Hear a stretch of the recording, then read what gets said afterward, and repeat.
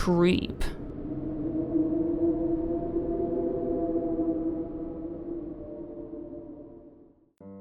The internet is a vast universe of its own, connecting all of humanity. So much information and entertainment at the click of a button. Creators all over the world posting endless works of art in hopes of gaining recognition. Some are stumbled upon by mere accident. Some go unnoticed forever. Then, there are those who gain recognition by how utterly disturbing or cryptic their art projects are, and make videos based off famous horror or murder stories from the internet. Please, don't ignore this story and write it off as some stupid wannabe writer spinning you a tale. Back in high school, me and a group of friends used to get together after school and on the weekends to surf the web in search of amateur art gems, as we called them. Hours and hours of videos and stories scattered among the tabs of our laptops. We were really into horror stories and things of cryptic nature, seeing if we could solve the mysteries behind them. We always had our theories and thought of ourselves as pretty aware of what the artist was trying to get across. There were 4 of us. Me, Danny, Josh, Seth, and Michael. It was late May 2016, and we had just finished our senior year of high school. Finally, it was over after all these years. I was on my way out of the school doors when Michael caught up to me and asked if I had any plans. No, I replied. He asked if I wanted to go to his house and check out a website he had stumbled upon. Dude, I found a website where amateur artists post their art projects, and bro, it is amazing. I could tell he was excited about it, and seeing how I considered our group art connoisseurs of sorts, I agreed. We stopped at my house on the way so I could get my laptop, then proceeded to Mike's house, calling Seth and Josh to meet us there. Once at Mike's, we headed to his basement and began our journey into the newly found website. We were engrossed in this new world, video after video, story after story. Before we knew it, it was 3 a.m. and none of us could head home, so we just stayed there all night. Our next session was only a couple of days later. Seth had called us up and we once again met at Mike's. Once we were all there, Seth explained that he had found a user on the website who posted regularly and had very interesting content. The user went by the name A Real Creep, and I remember thinking how it was a clever play on words, exchanging real as in true or extreme for real as in like a reel of videotape. I have a weakness for good puns. Sue me. Anyway, his videos were pretty popular for the website, each with around 500,000 views. He was also very social from what we could tell, almost always replying to every comment on all his videos, which was another draw-in for us automatically. The videos were projects with twisted takes based on creepypastas, some of the not-so-well-known ARGs, and other stories of horror, murder, and the paranormal from the web. Josh was the first to notice this fact and pointed it out after about the 3rd video. All of his projects were well made for the most part and were anywhere from 5 to 30 minutes long. He was very creative, doing animated videos as well as creepy music and non-animated videos. Creep, as I will now refer to him, always kept himself concealed in some form in his videos when they weren't animated. Sometimes it was a mask and a hood or other costume, and other times it would just be too dark to notice any distinctive features that he may have had. This just added to our fascination and curiosity of this user and his projects. We only had 2 more sessions the first week, while promising only to watch with each other to avoid spoiling videos. I, unfortunately, didn't keep that promise, but refrained from spoiling any of the videos for my friends. I watched a couple based on creepypastas that I will not go into detail on, and one that stood out to me. This particular story wasn't a pasta. It happened to be A murder story from the internet way back in the day about a girl who was abducted and buried alive. The cops searched for the girl but never found her. This wasn't a well-known story, but Josh had actually ran into it a couple of years back and showed us during one of our sessions. I recognized it right away. The video started out in a dimly lit basement or cellar of sorts. A girl or young woman can be heard crying and pleading for Jason to please stop. Then, another video pops up in the corner, like another camera is showing it simultaneously, and it's inside of a casket with the girl. Creep proceeds to bury her alive. Then, the video ends. The video was a bit unsettling, but not too shocking or crazy for an amateur project. Plus, he had female characters in videos quite often who you also didn't see, so the feeling didn't last very long. The next week, during a session, Mike suggested that we comment on one of Creep's videos. I believed this was a good idea since it seemed that he normally replies to the comments on his videos.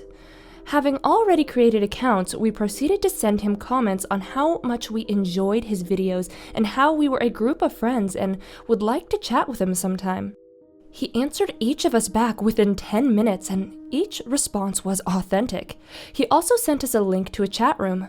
We all typed back and forth asking him questions as he would answer back with very entertaining responses. This went on for about an hour, and toward the end of the chat session, Creep said he had to go and we thanked him for his time. He ended the chat asking, "What is art?" And then he left. It struck us as odd, but we quickly casted it aside. Within the next few weeks, we chatted with Creep only one other time. He told us that he was 36 and his name was Jeremy Pritter. He explained growing up he wanted to be in the film industry, particularly the horror genre. He had started college at Cal Arts after graduating school, but shortly quit after receiving criticism from teachers and other students. He had struggled creating anything for a few years until he found this website. It was such a sad story that I still remember how bad I felt when I first heard it. We all told him how we were glad he was doing what he loved again and assured him we thought he was very unique and a talented artist.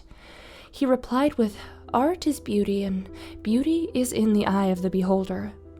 We chatted with him a few more times that summer, but nothing of grave importance. We continued watching the videos he would post regularly and go back and watch videos that he had uploaded in the past. He had been on the site since 2012, and this was 2016, so there was plenty of content to watch between new uploads. On Christmas Eve, there was a poll on the channel that asked us to vote on the next video he would be making. The choices were 2 stories from the internet about murder. One was of a girl who had went on vacation and met this guy who explained that he recently had gotten a divorce and was trying to mingle. She got to know him a bit and got far too trusting, and he ended up drowning her in the ocean and took off with everything she owned. The other was of a girl who had went with a couple of her friends to a cabin for a week. While there, mysterious things kept happening to the girls before they ended up going missing, never to be seen again. Of course, the second video won the polls, and Christmas Day, the video was up. It was very disturbing, as was the previous murder story I had seen. It was dark and in the woods, with whom we assume is Creep sneaking around. There's a light snow on the ground, and he ends up at this cabin. He starts peeking through the windows, and of course there are 3 girls in the cabin, but you can't really make out what they look like because the ice and fog on the window. He ends up setting the camera down outside of the door and grabs an axe and proceeds to break in. Once in, you can once again hear the screams of women. Then only 2 of the women are screaming, but louder, as Creep is grunting loudly as if he is swinging the axe around with major force. It then cuts to the man picking up the camera as what you can see to be blood drops are on the snow as he proceeds to chase down the last girl. The other girl was killed during the cut, and we guess it's not clear. He then catches the last girl, never revealing her face. Then all we hear is one last scream. Then, "Merry Christmas" on the screen. We were all a little uncomfortable after seeing it, but that's what this guy's videos are supposed to do, so we brushed it off. A couple of days later, he announced he'd be having a surprise giveaway for one lucky contestant. All you had to do was comment your name and come up with a clever video theme. The most creative theme would win, and he'd private message the winner for shipping details. The four of us were so psyched. We knew that we'd have a good shot at winning if we all pitched and came up with 4 amazing ideas. We worked for hours until right up to the deadline and turned them in. A few hours later, Seth received a private message saying he had won the giveaway. And, as promised, he asked for his address. That way the prize would be there on the day after New Year's. Knowing he would be out of town with his family on that day, we decided to use my address instead. The day after New Year's finally arrived. I had been waiting forever for that day to come. The package arrived around 4:00 p.m. Eastern Time. As the doorbell rang, I felt an overwhelming excitement rush through my body. I signed for the package, noticing that something was a bit off about the delivery guy. He wasn't dressed in any logos, and he had sunglasses on, even though it was cloudy and 30 degrees outside. But I chalked this up to him protecting his eyes from windburn. I mean, the rest of his face was covered up also, so why not his eyes? I wanted to open the package, but I waited until the 4 of us were able to get back together and do the grand reveal. Once settled and ready to open the package, Mike asked if he could do the honors. We all graciously agreed. Mike carefully tore open the package, making sure not to damage any of the contents. He stuck his hand in to pull out something wrapped in a piece of cloth and leather. The cloth was very tattered, and the leather was very odd. He then unwrapped the object inside, being the first to get a glance. A look of shock, horror, and disgust came over his face. It was a human jawbone, with some teeth still intact. We couldn't believe it. Once we finally got our thoughts together, Seth went and called the cops and reported the whole incident. When the cops arrived and were questioning us, I remembered the other murder videos and suggested the cops check those out. They eventually brought in the FBI, who searched the videos and noticed pitch differences in the screams of the victims. This and the fact that the DNA from the jawbone matched a missing person in Oregon sparked the FBI to find the IP and track the location of the poster. The videos were all uploaded from a quiet location in California. Upon investigating the location, a house of horrors was uncovered. Over 32 bodies found buried upon the property, even the girl in the casket, and the 3 girls in the cabin, plus many more he didn't make videos of. The ages ranged from children to adults in their mid-40s. To this day, it is horrible to think how a psychopath got away with countless murders and posted them for the world to see. But what could we have done? How could we have known? Every one of the hundreds of thousands who watched his murder spree were just like us. They wrote it off as an art project. How many other people like this are out there today getting away with these kinds of crimes? These were all questions that have faded since the events of that day. The cops never found the man who copied those internet horror stories in real life. One of the few who may actually be like Jack the Ripper or the Zodiac, who are never truly found and punished for their crimes. Please, never be like the countless people who witnessed this tragedy unfold and mistook murders for a simple art project. If something seems off, there might just be more to it.